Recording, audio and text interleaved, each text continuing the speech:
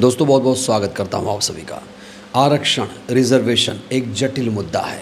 आरक्षण कब तक होना चाहिए, आरक्षण क्यों होना चाहिए, आरक्षण कैसे ख़त्म होना चाहिए, आरक्षण क्यों ख़त्म होना चाहिए, इस मुद्दे पर दोस्तों अक्सर डिबेट होती रहती है, बहस होती रहती है। और जब से आरक्षण हमारे देश में लागू हुआ तब से आरक्षण विरोधी आरक्षण को ख़त्म करने की आवाज़ें लगातार उठाते रहे हैं। लेकिन इस बार आवाज़ आई है इंडिया गठबंधन की एक सांसद की तरफ से। दोस्तों इनको आप पहचानिए। पहले इनका नाम है सुप्रिया सुले। सुप्रिया सुले जी शरद पवार की बेटी हैं और इन्होंने आरक्षण के मुद्दे पर जो कुछ कहा, पूरा बहुजन समाज इस समय इनके ऊपर भड़का हुआ है।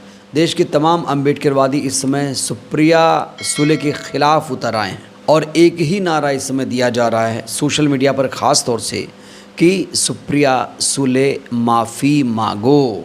तो दोस्तों सबसे पहले आपको बताते हैं कि आखिर सुप्रिया सुले ने कहा क्या है, एक्चुअली कहा क्या है। तो सबसे पहले आप इस हेडलाइन को देखिए। अगर मैं आरक्षण मांगूँ तो मुझे शर्म आनी चाहिए।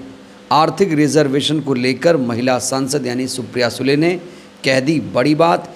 इन्होंने जो बड़ी बात कही वो ये कि आरक्षण आर्थिक आधार पर होना चाहिए। इन्होंने न सिर्फ ये कहा कि आरक्षण आर्थिक आधार पर होना चाहिए, इन्होंने ये भी कहा कि अब रिजर्वेशन की ज़रूरत महसूस नहीं हो रही है। और इसीलिए सुप्रिया सुले जो हैं वो अम्बेडकरवादियों के बहुजन समाज की खास तौर पर निशाने पर आ गई हैं। दोस्तों क्या आप सभी को मालूम है कि आरक्षण किस आधार पर दिया जाता है? आरक्षण आर्थिक आधार पर नहीं दिया जाता है, आरक्षण जातिगत आधार पर दिया जाता है।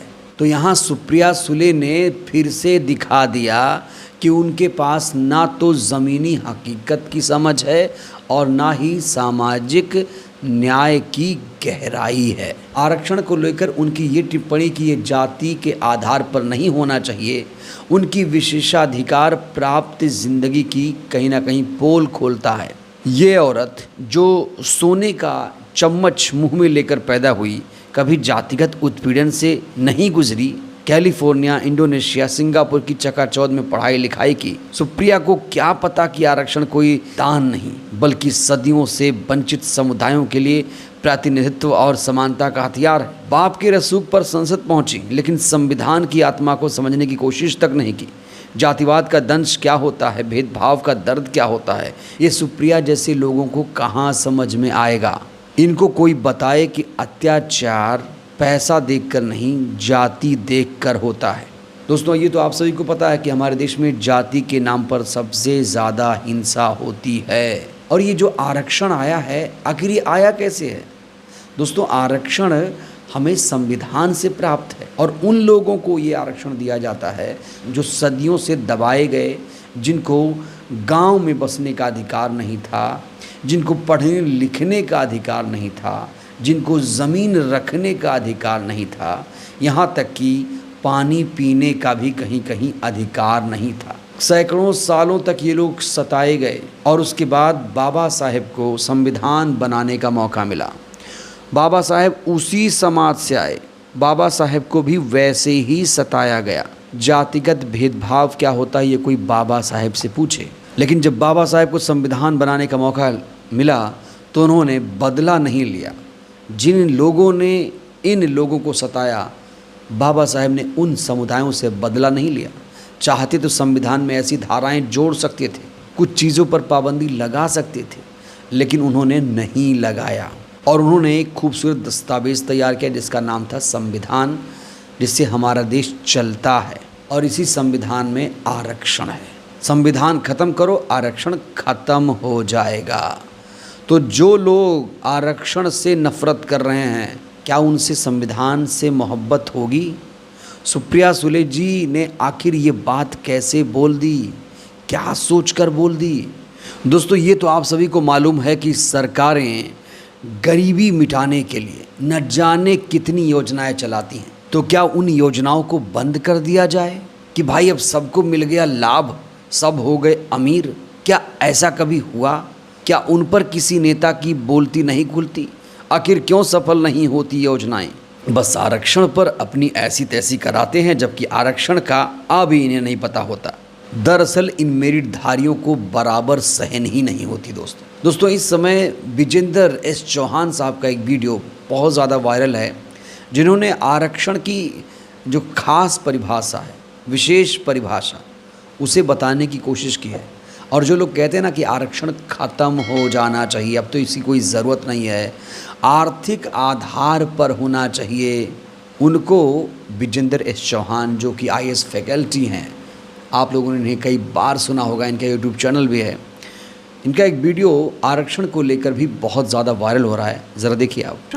एक गरीबी उन्मूलन कार्यक्रम नहीं है, ये सामाजिक रूप से वंचित लोगों को हिस्सेदारी देने का कार्यक्रम। मतलब हम विश्वविद्यालय में हैं, जैसा मैंने कहा ग्रुप ए सर्विसेज हैं, लेकिन अगर आप विश्वविद्यालय के उन शिक्षकों की बात करें जो कि वंचित वर्ग से आते हैं, आपको कई बार स्टाफ रूम में, कई बार क्लासरूम में भेदभाव झेलना पड़ता है। विद्यार्थी आपके सामने ऐसी टिप्पणी करके निकल सकते हैं या ऐसी गतिविधि कर सकते हैं जिससे ये आपको एहसास कराया जाए आप किस वर्ग से आते हैं, कि जिसके पास पैसा है उससे मान लिया जाए कि उसका वंचन समाप्त हो गया, जिसको एक बार नौकरी मिल गई है मान लिया जाए कि उसका वंचन समाप्त हो गया। हमारे समाज में ऐसा नहीं होता है। तो सुना आपने विजेंद्र एस चौहान साहब ने क्या कहा, आरक्षण कोई योजना नहीं है जिसे चलाया जा रहा है कि बंद हो जाए। तो जो लोग आरक्षण का विरोध कर रहे हैं उनको थोड़ा सोच समझ कर बातें करनी चाहिए, और जो लोग कह रहे हैं पहले आरक्षण ख़त्म हो जाना चाहिए, वो लोग ये भी याद रखें पहले जाति ख़त्म होनी चाहिए, फिर आरक्षण ख़त्म होना चाहिए।